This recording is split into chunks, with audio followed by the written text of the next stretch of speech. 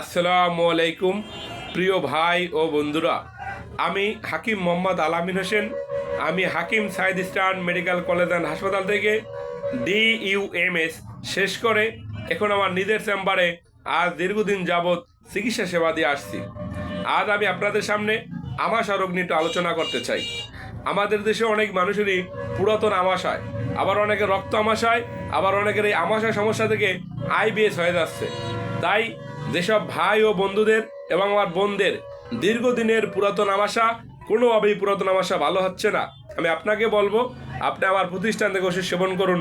আল্লাহর রহমতে আপনার পুরাতন আমাশা সারা জীবনের জন্য ভালো হয়ে যাবে। আল্লাহ তাআলা এমন কোনো সমস্যা দেয় নেই যার সমাধান না আছে। তাই আমি আপনাদেরকে বলি, যারা দীর্ঘদিন যাবৎ পুরাতন আমাশা নিয়ে ভুগতেছেন, আপনি এলোপ্যাথিক, হোমিও, হার্বাল এমন কোনো চিকিৎসা নেই যার চিকিৎসা না নিছেন।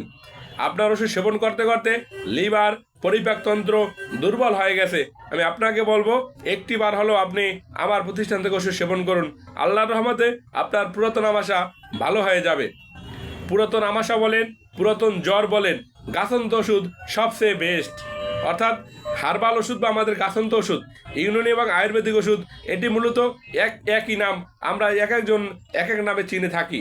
অর্থাৎ গাছগাছরা দ্বারা যে ওষুধ তৈরি করা হয় সেটাকে ইউনানি ওষুধ বলা হয় এবং আয়ুর্বেদিক ওষুধ বলা হয়, আবার হার্বাল ওষুধও বলা হয়। তাই হার্বাল ওষুধ এমন একটি ভেষজ, হার্বাল ওষুধ এমন একটি ওষুধ যেটি সেবন করলে আপনার দীর্ঘদিনের পুরাতন আমাশা বলেন, রক্ত আমাশা বলেন বা IBS রোগ বলেন ভালো হয়ে যাবে। এই পৃথিবীতে ইউনানি এবং আয়ুর্বেদিক অর্থাৎ হার্বাল চিকিৎসাটাই ছিল একসময় পৃথিবীতে। তাই আমি আপনাদেরকে বলি, যাদের দীর্ঘদিনের পুরাতন আমাশা, দীর্ঘদিনের রক্ত আমাশা, IBS হয়ে গেছে সমস্যা থেকে, অনেকে বলে যে স্যার কোনো খাবার খেতে পারি না, খাবার খাইলেই পেট ব্যথা করে, পেট ব্যথার পরে টয়লেটে যায় কিন্তু টয়লেট হয় না, দিনের ভিতরে 10 বার 15 বার টয়লেটের চাপ আসে, তার টয়লেট হয় না, অল্প অল্প টয়লেট হয় এবং পেটে নাভির সাইডের পাশে তীব্র ব্যথা হয়। আমি আপনাদেরকে বলবো আপনারা আমার প্রতিষ্ঠান থেকে ওষুধ সেবন করুন। আমি একজন হাকিম, আমি চেষ্টা করি আমার ওষুধগুলো আমি সুন্দরভাবে রুগীদের হাতে পৌঁছে দেওয়ার জন্য, কারণ আপনি ভালো হলে আমার একটি রুগী আসবে। আর আমাদের ইউনানি এবং আয়ুর্বেদিক চিকিৎসকগণ বাংলাদেশের 90% ভুয়া। অর্থাৎ শতকরা যদি 100 জন শতকরায় যদি আপনি হিসাব করেন 100 জনের ভিতরে 90 জনই ভুয়া। অর্থাৎ এরা কোনো মেডিকেল কলেজে পড়ালেখা করেনি, এরা মুখস্থ চিকিৎসা দিচ্ছে। আমরা ভাব সম্প্রসারণ করেছিলাম, পরহস্তে মুখস্থ বিদ্যা আর পরহস্তে ধন একই জিনিস। মূলত এরা ভালো ওষুধ রুগীকে দিতে পারে না, বিদায় রুগী ভালো হচ্ছে না। অনেকেই মনে করে যে স্যার আমি তো অমুক জায়গা থেকে ওষুধ খেয়েছি আর রোগ ভালো হয় নাই, আমার রোগটি মনে হয় আর ভালো হবে না।